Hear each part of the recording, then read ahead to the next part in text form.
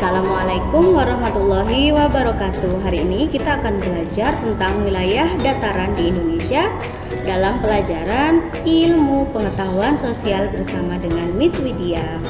Tahukah kamu kalau Indonesia adalah negara kepulauan?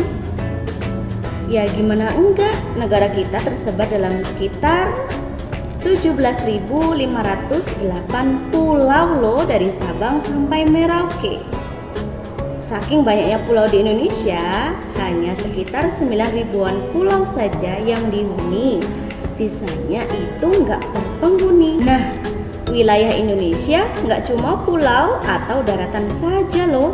Karakteristik wilayah Indonesia terbagi atas dua aspek, yaitu wilayah perairan dan wilayah daratan. Luas wilayah daratan kepulauan di Indonesia adalah sekitar sepertiga dari seluruh luas wilayah Indonesia. Nah, daratan itu apa sih? Apakah kamu tahu daratan itu apa? Daratan adalah bagian dari permukaan bumi yang nggak digenangi air dan berbentuk padat. Wilayah daratan pun nggak terlalu rata, tetapi juga terdapat dataran tinggi, dataran rendah, dan dataran pantai. Biar lebih paham, yuk kita kenalan dulu dengan mereka satu persatu.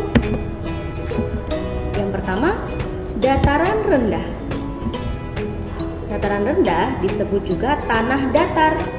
Tanah datar adalah dataran yang relatif rata dan mempunyai sedikit relief pada permukaannya. Dataran rendah merupakan wilayah yang sering dijadikan tempat tinggal bagi sebagian masyarakat Indonesia karena ketinggiannya kurang dari 200 meter di atas permukaan laut. Suhu udara di dataran rendah pun hanya antara 23 derajat hingga 28 derajat. Karena suhu di dataran rendah cukup nyaman, karena tidak terlalu dingin seperti di dataran tinggi dan tidak terlalu panas seperti di pesisir.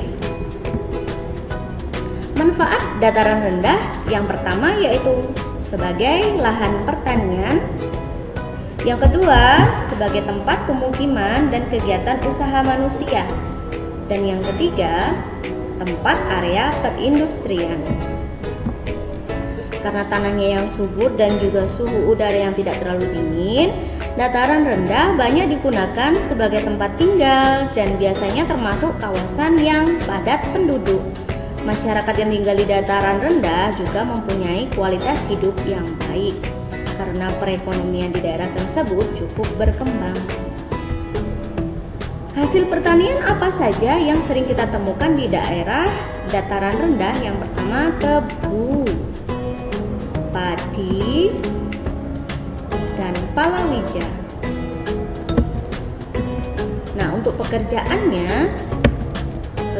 yang sesuai dengan di dataran rendah yaitu yang pertama pertanian, peternakan, perkebunan, dan industri. Nah, selanjutnya adalah dataran tinggi. Di Indonesia sendiri, keberadaan dataran tinggi banyak sekali kita temui. Ada beberapa daerah di Indonesia yang sangat identik dengan dataran tinggi. Misalnya di Puncak Bogor, Bandung, dan Malang. Keberadaan dataran tinggi semakin mudah kita temui karena ada banyak orang yang membicarakan mengenai indahnya kawasan dataran tinggi, sehingga sangat cocok juga digunakan sebagai tempat berwisata. Dataran tinggi adalah dataran yang terletak pada ketinggian di atas 700 meter dari permukaan air laut. Biasanya berhawa dingin dan suhu udaranya sejuk. Tanahnya juga sangat subur. Tanaman sejenis stroberi, wortel, kubis, dan kentang sering ditemukan di daerah dataran tinggi seperti ketika kalian bermain ke batu. Nah, di dataran tinggi ini juga banyak lahan perkebunan dan sumber air panas seperti pemandian air panas di Cangar Batu. Hasil pertanian yang biasa kita jumpai di daerah dataran tinggi adalah teh, kopi, cengkeh, sayur, dan buah-buahan. Jenis pekerjaannya adalah perkebunan. Yang paling banyak digeluti di dataran tinggi adalah perkebunan. Bisa sayur, buah, dan lain sebagainya. Yang terakhir adalah dataran pantai. Dataran pantai adalah batas antara daratan dengan lautan, seperti yang kalian lihat pada gambar ini. Letaknya dekat ke laut dengan ketinggian kurang dari 200 meter di atas permukaan laut. Ingat-ingat ya, kurang dari 200 meter di atas permukaan laut.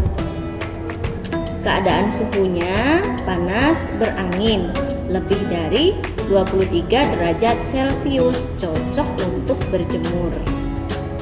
Daerah pantai biasanya dimanfaatkan untuk tambak garam, perkebunan kelapa, pertanian pasang surut, dan objek wisata pantai.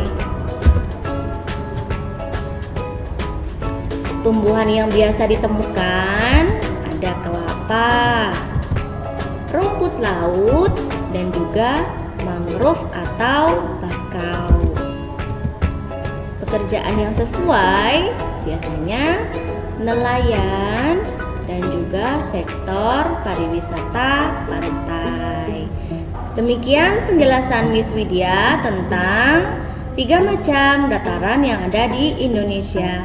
Semoga kalian memahami apa yang sudah Miss Widya paparkan. Terima kasih. Wassalamualaikum warahmatullahi wabarakatuh.